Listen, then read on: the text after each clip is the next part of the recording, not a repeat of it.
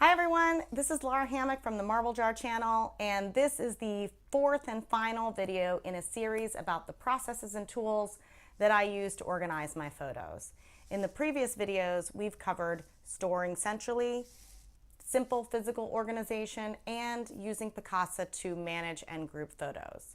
In this video, I'll discuss using Google Photos to access my photos anywhere and to share them with friends and family.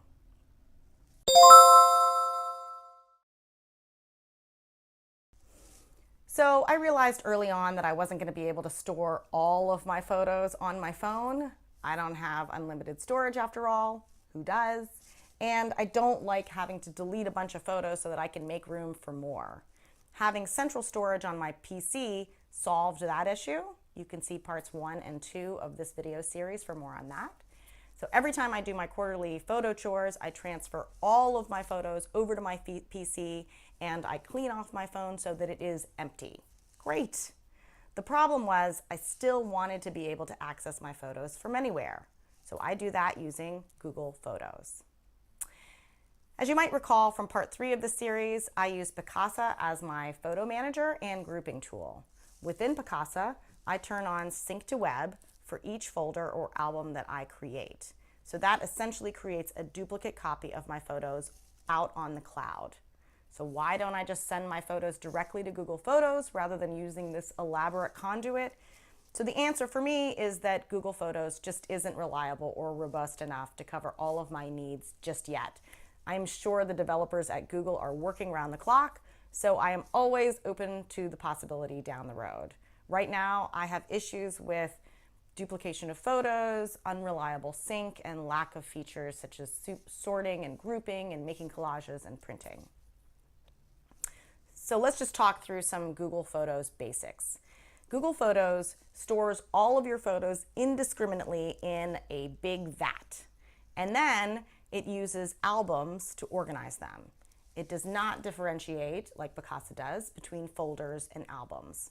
Instead, when syncing your photos from Picasa, folders and albums all become albums in Google Photos. So you can look at the big vat containing every picture indiscriminately by clicking on Photos, which also happens to be the default view, or you can view folders or albums by choosing Album View.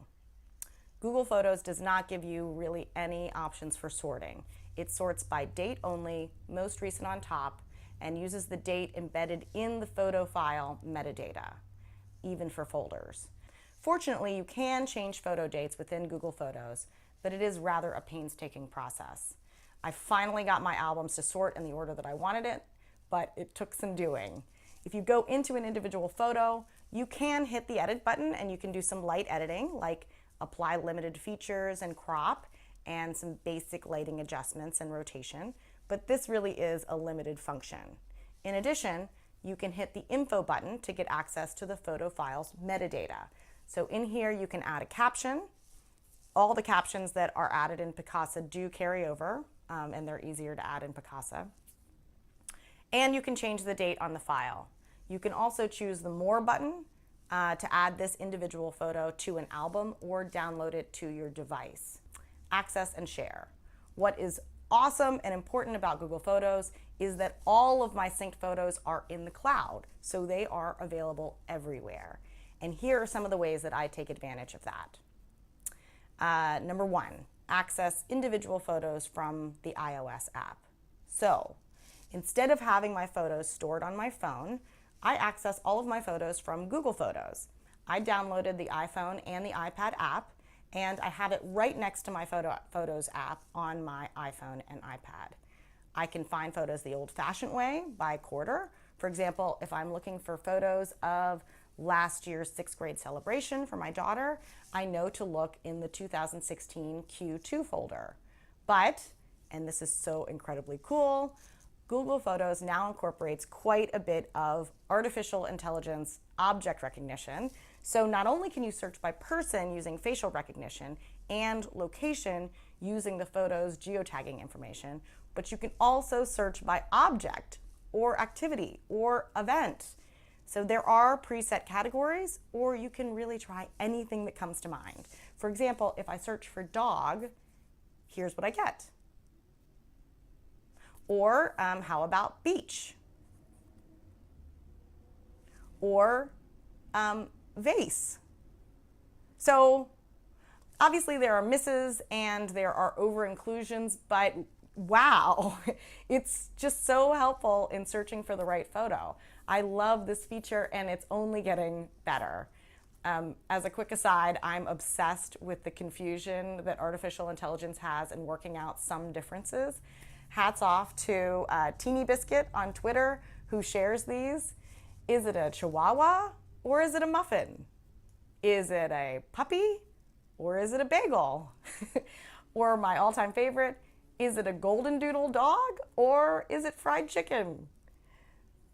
Okay, next topic is sharing individual photos with others. So you can share individual photos right from Google Photos.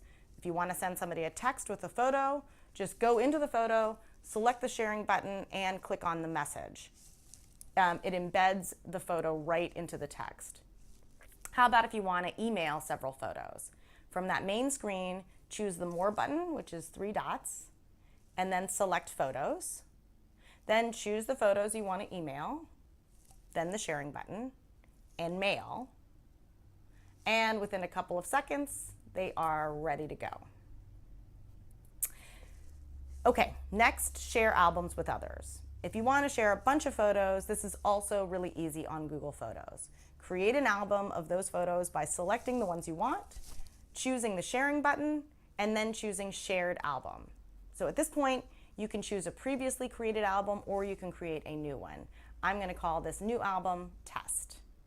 Then you can share by hitting the share button and choosing contacts from your list, or you can type in new email addresses.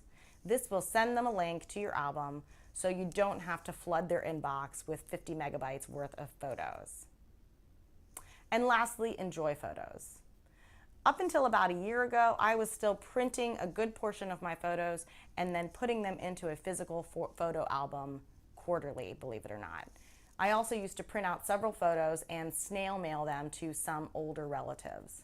So recently I've acknowledged that the way we consume photos now is very different than even 8 years ago, and that holds true for older generations as well. So instead, here are the ways that I currently share and enjoy photos. The first is monthly photos to a small circle. So once a month, I send a bulleted update about our family, which includes photos to our parents, our siblings, and my grandma. I don't post on Facebook. You can see my video about that. So this is how I maintain contact with far-flung family. Next is quarterly collage to a larger circle. So during my quarterly photo chores, I select 8 to 12 photos and I create a collage in Picasa. You can see part 3 for more information on how to do that, which I send out with literally no captioning to a larger group of friends and family, which is just a pared down version of our Christmas card list. Next, photo albums for events. So after certain events or trips, I create an album of all of my photos in Google Photos, and I share that with all the folks that participated. I also invite them to add their own photos to that album. And finally, digital photo frames. So in place of the physical photo albums, which were never opened and were taking up space, I made our central TV and my kitchen laptop into digital photo frames. They continuously scroll through all of the photos in my photo library at random. I love this since it means my whole family gets to appreciate photos from the past without having to sit down and slog through a photo album, an activity that no person has ever relished. So I'm going to do a separate video on how to do this using a number of tools on your PC, on your computer, on a tablet, or on a standalone digital picture frame device. So my process has evolved over the past decade based on advances in both photo taking and photo management technology, and maybe more importantly, it's evolved based on cultural changes in the way that we all access and enjoy photos. But for now, this is the process that works the best.